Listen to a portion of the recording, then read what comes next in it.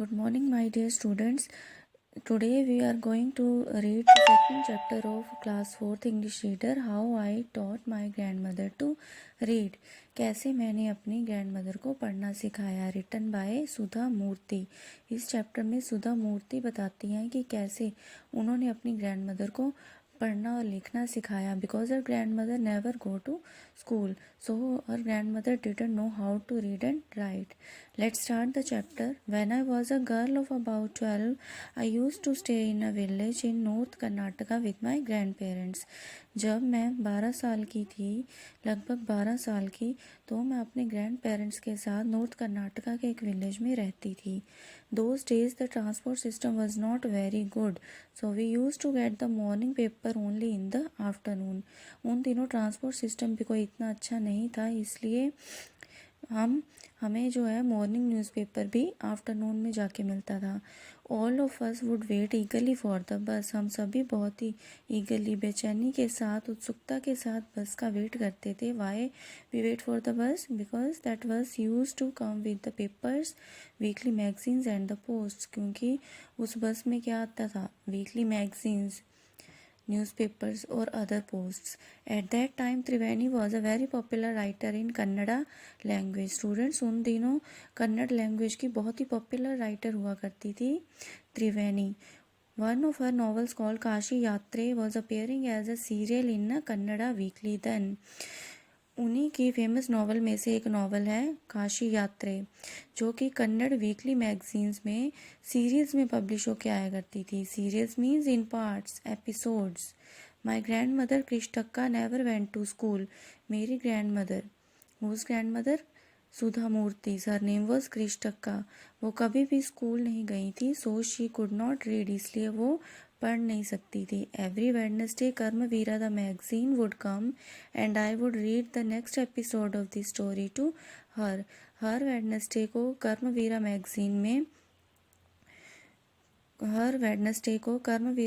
में उस स्टोरी का नेक्स्ट एपिसोड आया करता था पब्लिश होके, और मैं उनको वो एपिसोड पढ़ के सुनाया करती थी. During that time she would forget all her work and listen with the great concentration. जब मैं उनको वो स्टोरी के एपिसोड पढ़ के सुनाया करती थी तो उस टाइम के बीच में वो अपना सारा काम भूल जाया करती थी. And listen with the great concentration. Concentration means with full attention. पूरे ध्यान के साथ उस स्टोरी को सुनती थी. Later she could repeat the entire text by heart. उसके बाद उनको बहुत अच्छे से वो टेक्स्ट, वो स्टोरी याद हो जाया करती थी. After hearing what happened next in Kashi Yatre, she would join her friends at the temple courtyard. जब वो एक बार स्टोरी को सुन लेती थी और पता लग जाता था उनको कि आगे ये क्या हुआ है स्टोरी में, तो वो क्या करती थी? टेम्पल के कोर्टयार्ड में जाके, कोर्टयार्ड मीन्स जो आगे वाला खुला, जिसको हम आंगन बोलते हैं, ओपन स्पेस होती है, वहाँ पे वो अपने फ्रेंड्स को जाके मिलती थी. Where we children would also gather to play hide and seek.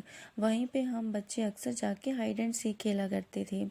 She would discuss the latest episodes with her friends. वहाँ जाके वो अपनी फ्रेंड्स को उस स्टोरी का जो लेटेस्ट एपिसोड है उसकी सारी स्टोरी वो उनको बताया करती थी. Once I went for a wedding with my cousins to the neighbouring village. एक बार मैं शादी में गया अपने कजिन्स के साथ ही वाले गांव में. In those days a wedding was a great event. उन दिनों जो वेडिंग्स होती थी वो बहुत ही बड़ा एक इवेंट हुआ करती थी. We children enjoyed ourselves thoroughly means completely. हम बच्चों ने बहुत ही अच्छे से, पूरी तरह से वहाँ पे वेडिंग में एंजॉय किया. We would eat and play endlessly. हम वहाँ पे एंडलेसली जाके वहाँ पे खाते थे और खेलते थे वेडिंग्स में. Savouring the freedom because all the elders were busy. और सेवरिंग मीन्स टेस्ट, एन्जॉइंग. बहुत ही अच्छे से हम अपनी फ्रीडम को वहाँ पे एंजॉय करते थे. Why? Because all the elders were busy. क्योंकि हमारे बड़े तो अपने अपने कामों में बिजी होते थे, तो हम बहुत ही ज़्यादा क्या करते थे? एंजॉय करते थे. अपनी फ्रीडम को हम टेस्ट करते थे, उसका मज़ा लेते थे. I went for a couple of days but ended up staying there for a week. मैं गई तो थी वहाँ पे 1-2 दिन के लिए, लेकिन रह गई पूरे एक वीक के लिए वहाँ पर. So students, the second part we will do in next video. So what you have to do, you have to read and try to explain this chapter by yourself at home. Thank you.